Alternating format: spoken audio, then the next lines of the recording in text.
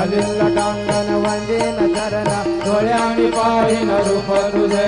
प्रेमे अलिंगिन अनंत पूजन भावे वाडिन मंगल नाम त्वमेव माता च पिता त्वमेव बंधुस सखा त्वमेव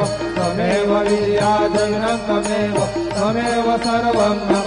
देव कायेन वाचा मनसेन्द्रियेण वा बुद्ध्यात्मना वा प्रकृतिस्वभावात् करोमि यद्यत् सकलं परस्मै नारायणायति समर्पयामि अच्युतं केशवं नारायणं कृष्णदामोदरं वासुदेवं हरे श्रीधरं माधवं गोपिकावल्लभं जानकीनायकं रामचन्द्रं